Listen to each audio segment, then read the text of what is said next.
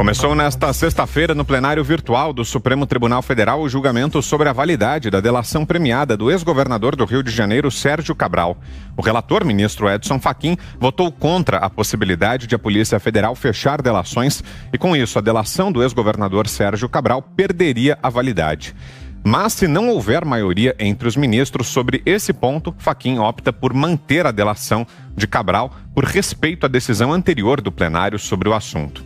Assim como Fachin, o ministro Gilmar Mendes votou contra a possibilidade da PF fechar o acordo. Não qualquer acordo de delação, mas esse acordo específico, e entende, portanto, que a delação de Cabral deveria perder o efeito. Já o ministro Luiz Roberto Barroso entende que a PF pode fechar acordo de delação e votou para que seja mantida a validade da delação de Cabral. A votação deve ser finalizada em 28 de maio, caso não haja pedidos de destaque ou vista, ou seja, mais tempo para analisar o caso, que tramita sob sigilo judicial. A PGR entrou com recurso em 11 de fevereiro, solicitando que o acordo seja invalidado e requereu ainda que, caso mantido, não afete as prisões preventivas decretadas contra Cabral. O ex-governador está preso desde novembro de 2016 e fora condenado em mais de 13 ações penais que, somadas, chegam a cerca de 300 anos de reclusão. Entre outras informações, o acordo de delação premiada do ex-governador acusa o ministro Dias Toffoli de ter recebido 4 milhões de reais para favorecer 2 ex-prefeitos da cidade do Rio de Janeiro em processos do TSE. Vamos a Brasília. José Maria Trindade, com a tendência aí nesse julgamento do Supremo Tribunal Federal, será que os ministros vão acabar protegendo o colega Dias Toffoli, que foi um dos alvos também dessa delação de Sérgio Cabral, Zé? O Supremo está imprevisível, viu? Olha, Vitor, uma lei só é madura, boa, aplicável depois que ela passa em todas as instâncias. Primeiro no Congresso Nacional, como foi esta lei da delação premiada, aprovada na Câmara, Senado, sancionada pelo presidente da República, na época era Dilma Rousseff, e depois julgada pelo Judiciário. Aí a gente sabe exatamente a dimensão e como será aplicada a lei. Esta delação premiada, ela ainda vai passar por alguns trancos, mas ela já passou pelo Supremo Tribunal Federal. É impossível que um país conviva com tanta dificuldade jurídica e uma insegurança que nos leva a não saber exatamente o que vai sair do Supremo Tribunal Federal. Eu acompanhei o julgamento desta lei no Supremo Tribunal Federal e a conclusão do plenário do Supremo é que o juiz, ou seja, o Supremo, não pode fazer nada em termos de delação premiada, que é fechada entre o acusado e o Ministério Público, a não ser ir ao acusado e perguntar: você está ciente da delação premiada? É de livre e espontânea vontade essa delação premiada? Se ele disser sim, pronto, o juiz não pode negar uma delação premiada. Esta foi a decisão do plenário do Supremo Tribunal Federal lá atrás. Já houve também outra decisão sobre o mesmo assunto, é que se a Polícia Federal poderia fechar uma delação premiada. E aí a resposta do Supremo foi que sim. A Polícia Federal também pode fechar uma delação premiada. Essa disputa entre Ministério Público e Polícia Federal é antiga. Pois bem, o Ministério Público não aceitou uma delação do Sérgio Cabral. A avaliação do Ministério Público é que o custo é alto demais. Qual é esse custo? É a imagem do país, a imagem da lei e o que isso pode se refletir para futuras investigações, para futuros processos. Imagine um cara condenado a 300 anos de prisão, fazer o que fez Sérgio Cabral e depois sair por aí andando pelas ruas, por mais que ele entregue esse ou aquele, seria um absurdo, seria vexatório. 300 anos de prisão.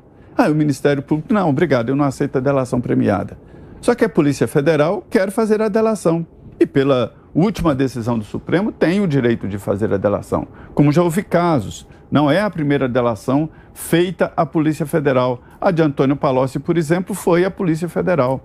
Então, esse é o resumo. E para te dizer o seguinte, os ministros deixaram de lado essa linha que eu tracei aqui e estão agora avaliando se é bom ou não entregar ali a delação premiada do Sérgio Cabral, que chega a ministros do Supremo, pelo menos a investigação, né? Não estou dizendo que se trata de um crime ou alguma coisa comprovada, porque a delação sozinha, ela não comprova nada, mas é um caminho importante para a investigação. Portanto, a resposta, Vitor, é de que é difícil mesmo de prever um resultado, mas a indicação é de que deve ser rejeitada esta delação de 300 anos.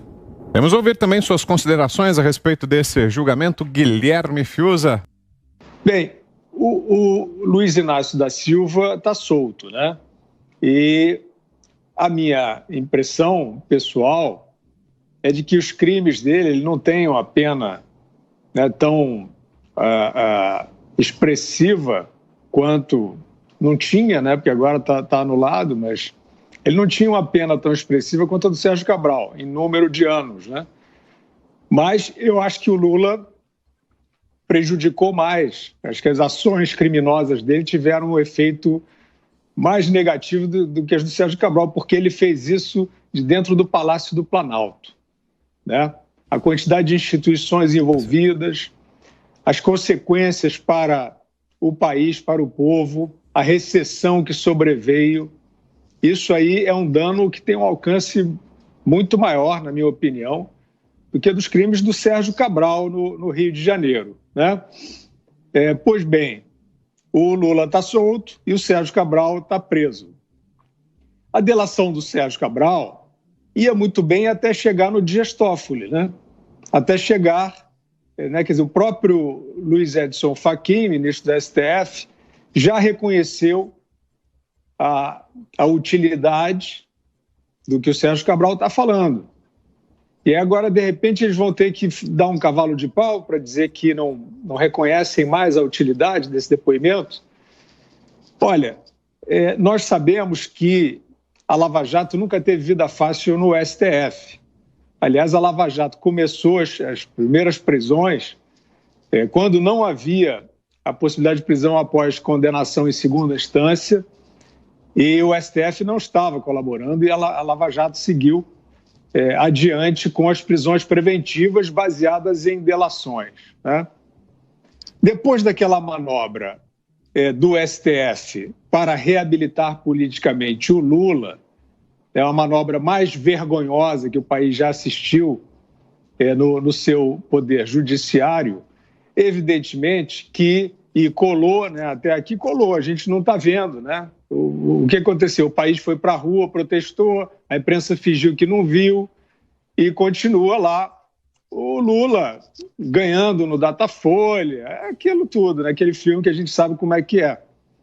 Então, o STF agora está desinibido. Está desinibido para outras ações desse tipo. Nesse meio tempo, a delação do Antônio Palocci, que é importantíssima e riquíssima, foi para a geladeira. A do João Santana foi para a geladeira, né? Então é isso. O STF, aparentemente, quer represar, né, a quantidade aí de indicações que vem do depoimento do Sérgio Cabral. O país vai precisar decidir e os homens da lei vão precisar decidir o que fazer com isso, né? Com essa montanha de indícios contra esses mesmos personagens, essas quadrilhas, né? Lula, PT, empreiteiras, senão daqui a pouco vai ter dinheiro sendo devolvido dos cofres públicos para os delinquentes. Você, Ana Paula Henkel, que espera desse julgamento em andamento lá no Supremo, Ana? Olha, Vitor, em relação ao Supremo Tribunal Federal, o que esperar? Eu acho que essa é a pergunta de $1 milhão para todo brasileiro, né? Tudo que cai nas mãos do STF, a gente tem ali 11 ministros, 11 constituições na mão de cada um, depois mais uma outra constituição na mão da primeira turma, outra na mão da segunda turma. Então é muito difícil a gente saber o que sai dali, dependendo do dia, da lua, do bandido favorito, ou, como estamos vendo aí, se é um caminho para blindar exatamente um dos ministros. Tudo indica que a gente vai ver, vai testemunhar essa blindagem aí, como vem acontecendo. Não custa a gente lembrar, né, que o ministro Fachin arquivou, né, os trechos da delação do Léo Pinheiro, da OAS, que colocavam aí o nome do irmão do ministro Toffoli e também do Rodrigo Maia, e ex-presidente da Câmara. Esses trechos dessas delações foram arquivados, até também com a própria anuência da ex-procuradora-geral da República, Raquel Dodge. Então, a gente realmente não sabe. Infelizmente, o Brasil hoje vive uma verdadeira insegurança jurídica que tem um efeito cascata gravíssimo em setores econômicos, em aportes aí internacionais, e é muito difícil a gente conviver com isso, Vitor. Agora, o que a gente discute no Brasil, que foi uma das ferramentas aí que trouxe a Lava Jato aí várias vertentes, né? Trouxe uma gama de ações dentro da operação durante os 7, 8 anos, que exatamente essa ferramenta da delação premiada, uma ferramenta muitíssimo usada aqui nos Estados Unidos, e daí você vê que o império da lei aqui, ele ainda é a regra e não a exceção. No Brasil, o império da lei agora é a exceção e não a regra. A gente tem que continuar lutando para que essa ferramenta continue à disposição das nossas forças policiais, das nossas instituições. No mais, Vitor, é aguardar sem muita esperança. Provavelmente vai haver essa blindagem. Tanto é que a gente, na nossa realidade hoje, olhando as instituições, olhando as leis e olhando a Constituição, nós temos um bandido político solto que vai se candidatar a presidente do Brasil, e temos um jornalista e um parlamentar presos com interferências institucionais e inconstitucionais. Aí, essa prisão dos dois, do jornalista Oswaldo Eustáquio e do parlamentar, o deputado Daniel Silveira, totalmente ignorando a nossa Constituição e, inclusive, a imunidade parlamentar do deputado. Então, a gente não tem mais uma Constituição. A verdade é essa. O império da lei hoje no Brasil, infelizmente, é uma exceção e não uma regra. E agora, Augusto Nunes. O Supremo vai ter que desatar os nós que ele criou, né? Por exemplo, está me ocorrendo agora o seguinte: nenhum desses presos teve a sentença condenatória transitada em julgada, é isso? Isso.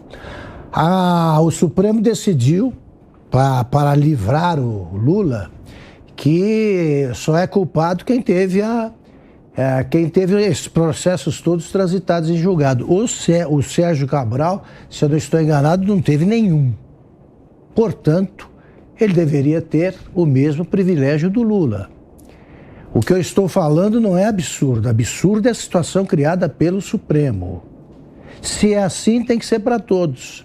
Agora, como lembraram aqui os nossos comentaristas, existe um jornalista preso não foi condenado em última instância. Existe o deputado, já está preso. O Supremo decidiu que você não pode prender se não transitou em julgado. Então é o Supremo se negando a cumprir uma regra do Supremo. É o que sai, né, de um tribunal governado por um Gilmar Mendes. É isso aí que acontece. Agora vamos lá. Sérgio Cabral, como lembrou bem o Zé, tem 300 anos. Portanto, quem tem 300 anos, a gente pode deduzir que sabe mais do que quem tem 5. Ele tem muito mais coisas a contar que os outros. Por que não ouvi-lo? Você não precisa necessariamente trocar as revelações do Sérgio Cabral pela liberdade. Ele pode continuar preso, reduz a pena. Reduz a pena, ele vai acabar saindo, independentemente do tamanho da condenação. Daqui a alguns anos esquecem lá e o Supremo liberta. Agora, aceita a redução da pena e ouve o que o Sérgio Cabral tem a contar. Ou vocês vão esperar que uma carmelita descalça conte o que ele sabe? É com um bandido que você tem de lidar quando você quer desmontar uma organização criminosa. E o Sérgio Cabral tem 300 anos de condenação para contar. Por que ele chegou a isso? E aí não querem ouvir? Não querem ouvir porque ele sabe muita coisa sobre o judiciário e sobre o legislativo. É isso aí. Enquanto foram os integrantes do Poder Executivo, os acusados foram todos presos. Não ficou um governador do Rio vivo em liberdade. Quando o Sérgio Cabral começa a falar que o Toffoli fez isso, aí não pode. Aí não pode, aí não vale. Não vale por quê? Se a Polícia Federal acha que existem coisas a apurar, por que impedir que sejam apuradas? Por quê? Eles não estão usando para apurar outras coisas? É porque o Poder Judiciário e, sobretudo, o Supremo é intocável. Não pode haver bandido no Supremo. E sim, a gente vive dizendo, tem jornalista bandido, sim. E como? E como? E se quiserem investigar os jornalistas fora da lei, contem comigo. Olha, eu já denunciei alguns aí e denuncio outros. Não tem problema nenhum. Mas o Supremo não. Ali é uma classe de anjos, né, que, além de tudo, sabem tudo sobre a Constituição, que desconhecem. O Gilmar Mendes não dizia que tinha um encontro marcado com as prisões alongadas de Curitiba? Até quando vão deixar preso o deputado? Prisão ilegal, prisão criminosa. Devia dar cadeia para quem mandou prender. É isso, agora é o Supremo tentando resolver as imbecilidades que o próprio Supremo cria.